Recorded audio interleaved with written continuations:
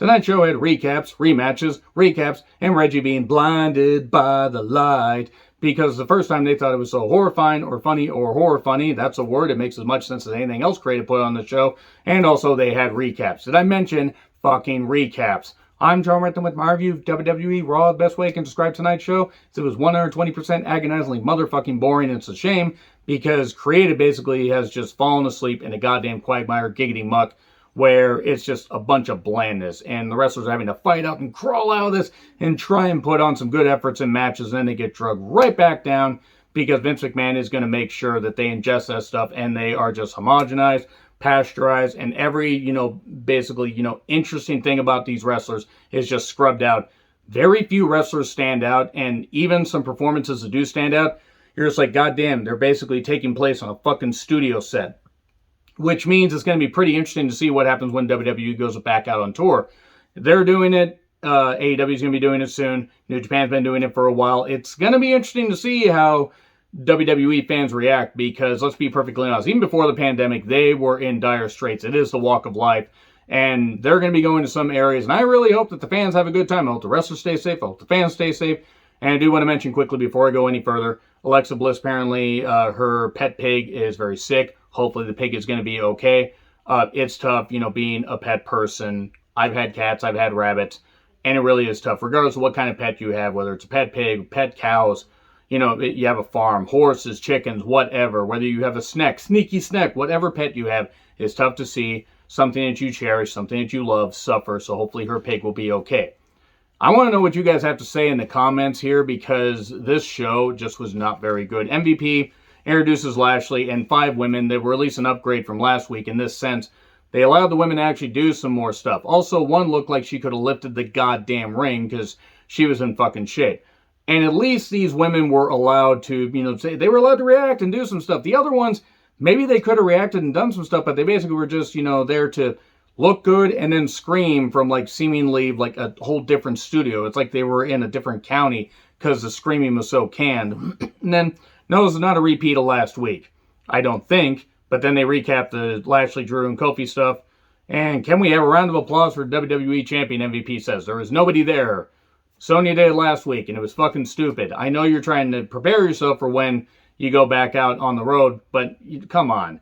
Don't make your talents do this. It makes them look fucking stupid. And MVP should not be looking stupid because he's been delivering some damn good promos.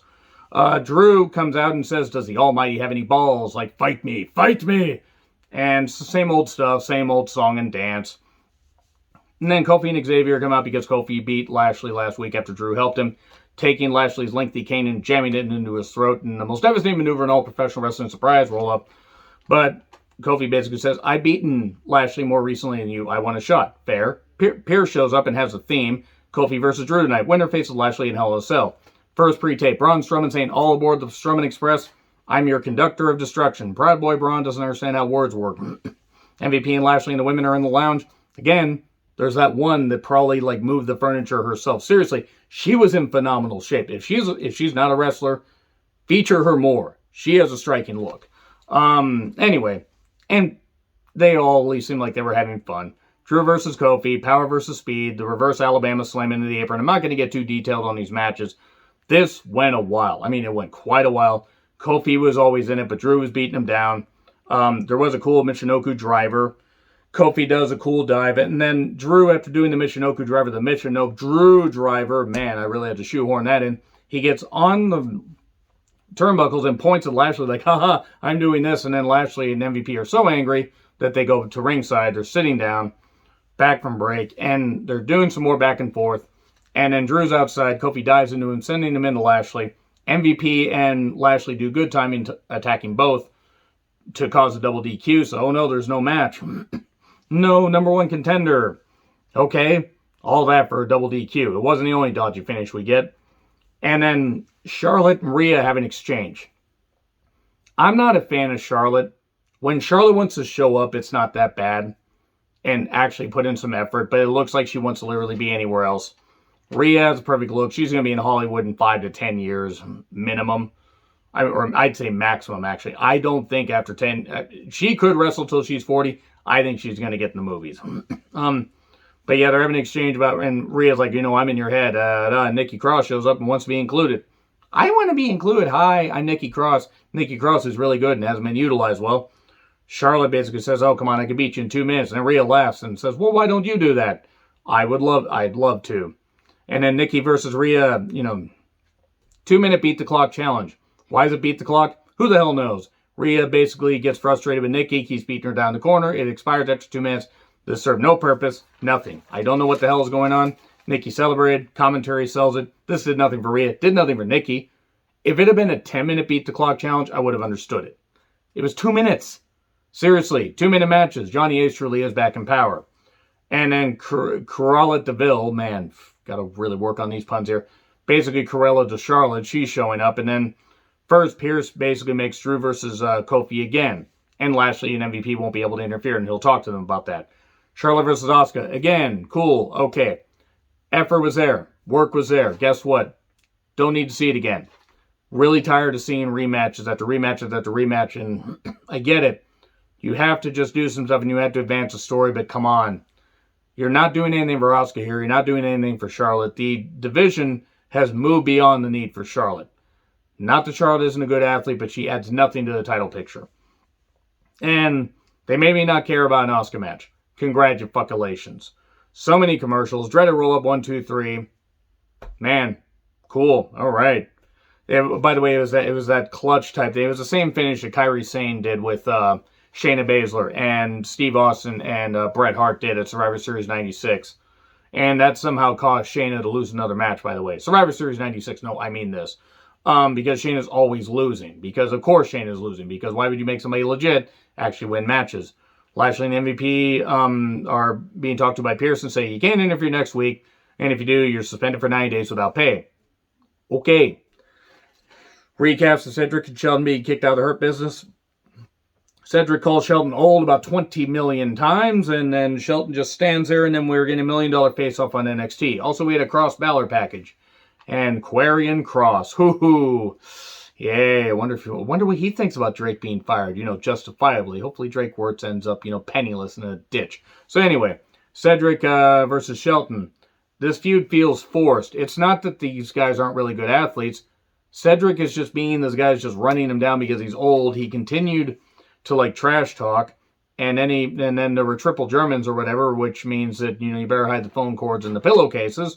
And then kicked and tossed around, and then neuralizer. Suddenly, Cedric won with the neuralizer, not with the not with the lumbar check. Probably good because his knees are probably really feeling it from that. But yeah, Cedric wins. So 50-50 booking, gotta love it. No, you don't. Recaps of Orton and Riddle, and then why the birds? I'm like a bird. I'm gonna fly the fuck away from this show. Genuinely, why? Hey, did you know WWE is going back on tour? By the way, get your vaccine soon. I'm getting my second vaccine tomorrow. Get your vaccine soon. In all seriousness, guys, you guys are really awesome people. I want you guys to be safe.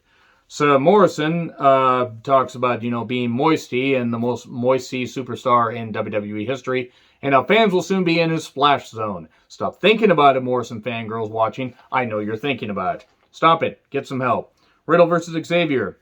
Work is good, but Riddle. Hard to take a Riddle match seriously. We get, I don't know why they decided to do the apron bump. I don't know why they decided to do it. German on the head. Is Xavier all right? That looked deadly. And then Riddle did an RKO. Emphasis on the R there because he's Riddle. He's not Randall Keith.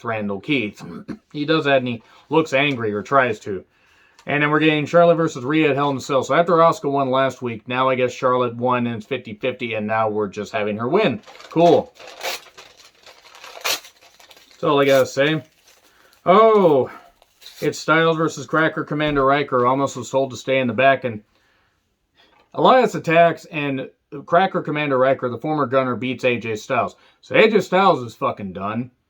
I mean, AJ Styles at this point in his career, you would say is bulletproof, but goddamn, you would really think that Vince McMahon would just recognize that Jackson Riker is not any fucking good. The Jackson Rectionist, if you will. He doesn't fucking deserve to be there. He doesn't deserve wins over somebody like AJ Styles. He doesn't deserve wins at all.